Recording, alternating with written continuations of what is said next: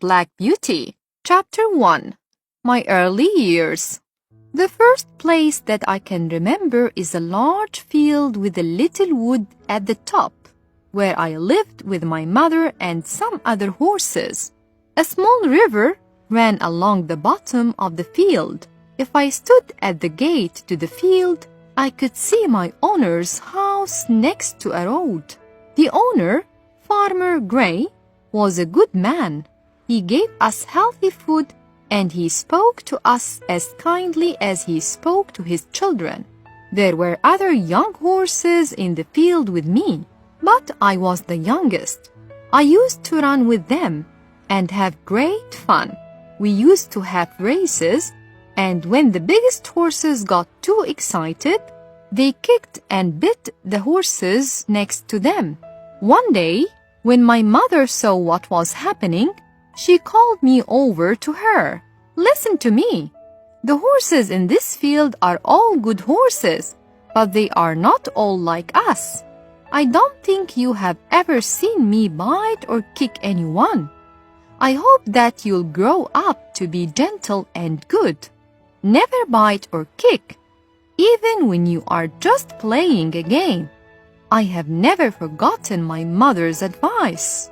I grew into a tall, strong horse with a black coat, with one white foot and a white star on my head. I soon learned how to pull a carriage. Sometimes I pulled the carriage with my mother, and she helped me to learn what to do. The harder you work, the kinder people will be to you, my mother explained one day. I hope you find a good owner. However, there are many kinds of men. Some are as good as our owner, but some are bad. We never know who might buy us. Sometimes people don't understand what a horse needs. I found out that my mother's words were very true. When I was older, Farmer Gray decided to sell me to a new owner. His name was Squire Gordon, and he lived in a big house in a place called Birtwick Park. It was a lovely place to live in, with large fields and comfortable stables. Squire Gordon had a kind helper called John Manley, who looked after me, and I soon became good friends with the other horses in the stables. One was a small, fat horse called Merrylegs. He was a jolly, gentle horse who was always making people laugh. Because of the way he walked, he carried the young children of the family. Another was Ginger, a tall horse with a sad face. Merrylegs told me that Ginger often bit or kicked because people were not nice to her in the past. Squire Gordon's children used to bring me apples and nice things to eat, said Merrylegs.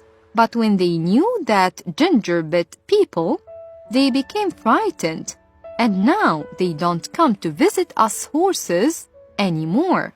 However, if people are kind to her, she'll soon learn to stop biting, he explained. The next day, Squire Gordon took me out around Birtwick Park. "How is your new horse?" asked his wife when we returned. "He is a perfect horse," he said. "What shall we call him?" "He is very handsome," his wife said. "Why don't we call him Black Beauty?" "Yes, I like that," said Squire Gordon. And that is how I got my name. On some days, I worked with Ginger, pulling carriages.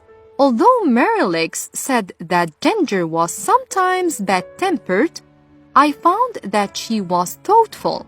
She always worked hard so that I didn't have to pull the carriage any more than she did. We soon became good friends. One day, when I was working with Ginger, she told me about the people she worked with in the past. None of them was kind, and some of them were often cruel.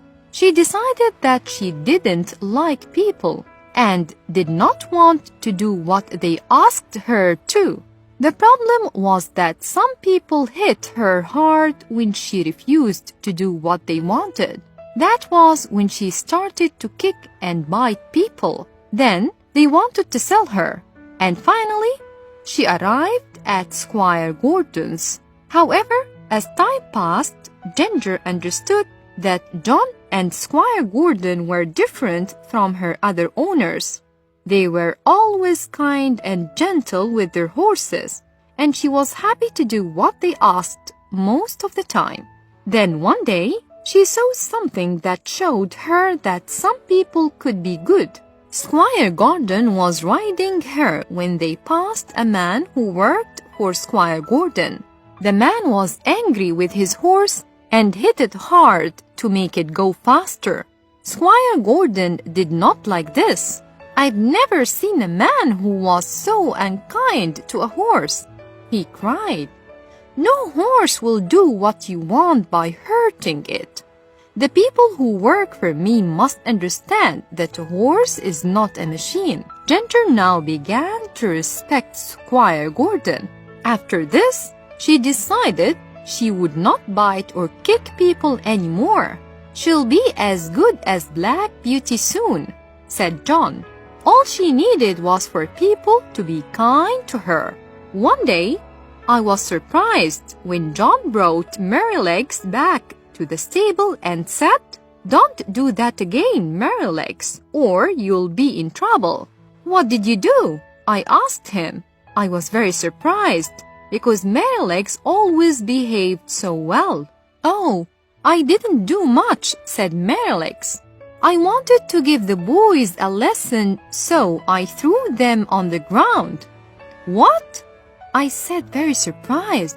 "But you are always so careful with the children." "Of course I am," he said. "I would never hurt the girls or the little children, but the older boys need a lesson sometimes." He continued, "They think that a horse is like a machine, which can continue for hours without a rest. They never think that I can feel tired." So I stopped. When I didn't continue, they hit me with a stick. Then I threw them off. They need to learn how a horse feels. "Why didn't you kick them?" said Ginger. "No, I would never do that. I threw them off because I knew it would not hurt them. If I kicked the boys, I would be sold to some unkind person who would hit me all the time. We must always remember what a good place we live in."